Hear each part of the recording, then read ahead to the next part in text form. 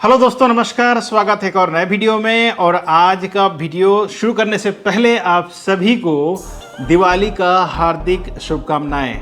इस दिवाली में आपका जो भी सपना हो, माँ लक्ष्मी आपका पूरे सपने को पूरा करें। दिन दुगनी रात चौगुनी आपका तरक्की हो और आप इसी तरह मेरा वीडियो देखते रहें, आपका प्यार देते रहें और इसी तरह फटाके बजाते रहें। बहुत बहुत धन्यवाद ज्वाइनिंग करने के लिए। आज हम बात कर रहे हैं दोस्तों लग्जमबर्ग का वीज़ा को लेकर के। अगर आप भी लग्जमबर्ग जाना चाहते हैं तो क्या प्रोसेस है। कुछ लोगों का पूछना था कि क्या हमें लग्जमबर्ग का वीज़ा 3 महीने के अंदर मिल जाएगा, क्या यहाँ का वीज़ा 1 लाख या 1.5 लाख के अंदर हो जाता है, क्या यहाँ का सैलरी लगभग 50 लाख पर ईयर होता है। तो इन तमाम सवाल का जवाब मैं लेकर के आया हूँ आप लोगों के लिए। आपको ये वीडियो पूरा देखना चाहिए। दिवाली तो मनाना जरूरी है दोस्तों, साथ ही साथ आपको इन्फॉर्मेशन भी लेना बहुत ज़रूरी है। क्योंकि फिलहाल जब मैं 50% का डिस्काउंट रखा था, मैं जब काउंसलिंग लिया, 3 लोगों ने कहा कि वो लग्जमबर्ग का प्रोसेस कर रहे हैं और वो भी सिर्फ 1.5 लाख में, ठीक है, और इनका सैलरी लगभग 50 लाख ऑफर किया गया है। क्या सच्चाई है आज मैं आपको बताऊंगा। क्या आप जो मैंने अभी कहा उस हिसाब से जॉब ले सकते हैं लग्जमबर्ग में। तमाम चीज़ों के बारे में आपको जानना चाहिए क्योंकि आपके साथ भी कोई गलत ना हो और आप भी सतर्क रहें।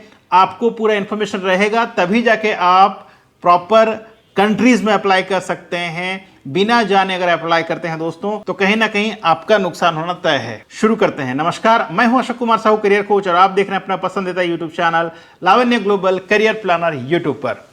लग्जमबर्ग पिछले 2-3 महीने आपने देखा, कई वीडियोस देखे होंगे लग्जमबर्ग को लेकर के। कोई कहता है 1 करोड़ का सैलरी है, कोई कहता है 80 लाख का सैलरी है, कोई कहता है 50 लाख का सैलरी है। तो सबसे पहले बता दूं मैं आपको सैलरी को लेकर के जो असमंजस है लोगों के मन में। 1 करोड़ का भी सैलरी है, 50 लाख का भी सैलरी है, 70 लाख का भी सैलरी है, लेकिन वो किन के लिए है? जिसका प्रोफाइल उस लेवल का है उनके लिए सैलरी है दोस्तों। जैसे कोई डॉक्टर है, कोई सॉफ्टवेयर इंजीनियर है, कोई हार्डवेयर इंजीनियर है, कोई बैंक सीईओ है, कोई सिक्योरिटी में काम करता है। सिक्योरिटी गार्ड की बात नहीं कर रहा हूं मैं, ठीक है, बैंकिंग सिक्योरिटी की बात कर रहा हूं। अगर उस टाइप का जॉब में आप काम करते हैं दोस्तों तो डेफिनेटली आपका सैलरी 1 करोड़ के करीब रहेगा पर एनम, यानी लगभग 8 लाख के करीब, ठीक है। उसमें से आपका लगभग 40% टैक्स में चला जाएगा, ठीक। अगर 8 लाख महीने का सैलरी है, ठीक है, तो आपका सैलरी कितना हो गया? 3,20,000 के करीब आपका टैक्स चला जाएगा।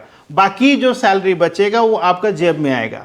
लेकिन हाँ, टैक्स देने का बेनिफिट्स ये है कि आपका सारा बेनिफिट्स मिलता है दोस्तों, ठीक। तो टैक्स देना जरूरी है। ये हो गया सैलरी को लेकर जो असमंजस था। अगर हम बात करें लोअर कैटेगरी के लोग कितना सैलरी पाते हैं, वहां पर कितना कमा सकते हैं। अगर आप एक क्लीनर की जॉब में भी गए हैं तो क्लीनर की जॉब में आप लगभग 2 से 2.5 लाख रुपया कमा सकते हैं। लेकिन क्या हर किसी को क्लीनर का जॉब भी मिल जाएगा? तो ये जॉब मिलना ही बहुत मुश्किल है दोस्तों, इतना आसान नहीं है, क्योंकि वहां पर वैसे ही बहुत लोग हैं जॉब्स के लिए, ठीक है, सब पूरे विदेशी हैं। लेकिन कैसे जॉब मिल सकता है अभी बता देता हूं। 1.5 लाख 1 लाख खर्च में नहीं मिलता है। जो लोग मुझे पूछ रहे थे अभी काउंसलिंग में 1,000 रुपये का काउंसलिंग था, एक्चुअली हमारा चार्जेस 2,000 है, लेकिन मैंने 4 दिन का जो ऑफर रखा था उसमें 1,000 रुपये का था। तो बहुत लोगों ने ऑफर का फायदा उठाया। जब मैं काउंसलिंग लिया तो पूछने लगे मेरे सवाल, क्या हमें लग्जमबर्ग में सर 1.5 लाख में जॉब मिल जाता है? क्योंकि मैंने खुद अप्लाई किया 1.5 लाख में जॉब, ठीक है। जब मैंने कहा कि 7 से 8 लाख रुपए खर्चा होगा तो कहते हैं कि नहीं आप गलत बोल रहे हैं, हम तो 1.5 लाख में हमारा जॉब हो जाएगा। मैंने कहा ठीक है, कौन बोला जॉब हो जाएगा? तो हमारा कंसल्टेंट। मैंने कहा ठीक है, फिर congratulation, wish all the best. फिर उन्होंने मुझे फिर से 2,000 पे करके अपना ऑफर लेटर भेजवाया दोस्तों। ऑफर लेटर चेक करवाया।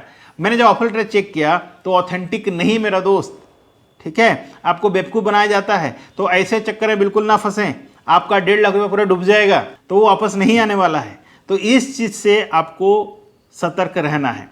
तीसरा, उन्होंने कहा कि भाई हमारा प्रोसेस 1.5 महीने के अंदर हो जाएगा। मैं बता दूं, कोई भी यूरोपियन कंट्री का जो प्रोसेस है दोस्तों 1.5 महीने में कतई हो नहीं सकता।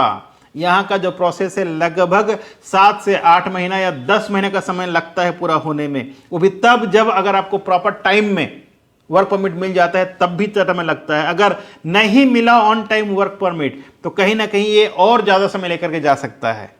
ये सच्चाई है, ठीक है। अगर आपको यकीन नहीं है तो आप फिर से रिसर्च कर लीजिए, फिर अपने आप को आईने के सामने बिठाइए और अपने से बात कीजिए क्या मैं जो सोच रहा हूं, क्या जो मैं कर रहा हूं ये सही है कि नहीं है।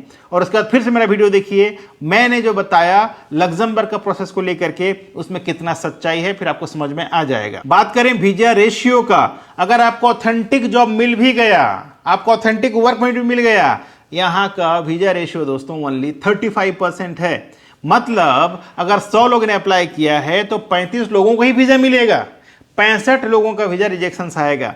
अब वो 65 लोगों में से आप हैं शामिल कि नहीं है मैं कह नहीं सकता हूं, ठीक है। ये तो भाई सबका नसीब की बात है कि भाई किसको मिल रहा है वीजा, राइट। तो ये है सच्चाई दोस्तों लग्जमबर्ग का जॉब को लेकर के। अगर आप सोचते हैं कि आपको लग्जमबर्ग जाना है, क्यों जाना है, क्योंकि सैलरी ज़्यादा है, तो ये बात को ध्यान से निकाल दीजिए कि सैलरी ज़्यादा है। यूरोप में आप किसी भी कंट्री में चले जाइए मेरा दोस्त, अप्रॉक्सीमेट सैलरी सेम है। जहाँ पर ज़्यादा सैलरी है वहाँ पर ज़्यादा टैक्सेस, बहुत सारे जो फैसिलिटीज़ हैं आपको नहीं देगा कंपनी, खुद से करना पड़ेगा। जहाँ पर कम सैलरी आप सोच रहे हैं वहाँ पर सारा फैसिलिटीज़ कंपनीज देती है, राइट। टैक्सेस भी कम होते हैं। तो अगर आप कंपैरिजन करेंगे हर एक कंट्री का सैलरी को लेकर के, तो अप्रॉक्सीमेट आप 1000 से 1500 यूरो तक ही बचा सकते हैं, उससे ज़्यादा नहीं बचा सकते। इनिशियल स्टेज के बारे में बता रहा हूँ मैं, ठीक है। धीरे धीरे आपका जैसे एक्सपीरियंस होते जाएगा, जैसे 2 साल 3 साल 4 साल, तब आप लाखों में कमा सकते हैं, लाखों में बचत कर सकते हैं। तब आपको लगेगा कि हाँ भाई मैं पैसा कमा रहा हूँ और पैसा बचा भी रहा हूँ, ठीक है। और मैं दिवाली के समय है, माँ लक्ष्मी से भी प्रार्थना करूंगा कि भाई आपका झोली हर समय भरा रहे, आप लोगों को अच्छा से सैलरी मिले, इनकम हो, ठीक है। जो भी आप सपना देखते हो पूरा हो। तो ये था डिटेल्स दोस्तों लग्जमबर्ग का जॉब को लेकर के। कई लोगों का एक और क्वेश्चन पूछना था, क्या लग्जमबर्ग जाने से पहले मेडिकल होता है? तो मेडिकल नहीं होता है अगर आप जनरल वर्कर हैं, लेकिन हाँ अगर आप फूड हैंडलर हैं तो आपका मेडिकल होना तय है। पीसीसी बहुत इंपॉर्टेंट है, पीसीसी होता है। और ना सिर्फ पीसीसी बल्कि उसको अपोस्टाइल भी करना पड़ेगा आपको, ठीक है। सिर्फ पीसीसी बना देने से काम नहीं चलेगा, पीसीसी बनाने के बाद आपको अपोस्टाइल भी करना जरूरी है। और जो पीसीसी आप सोचते हैं कि भाई एक पीसीसी में अप्लाई कर दूं और सारा यूरोपियन कंट्री के अप्लाई करूं, तो बिल्कुल नहीं। हर एक कंट्री के लिए आपको अलग अलग पीसीसी अप्लाई करना होगा।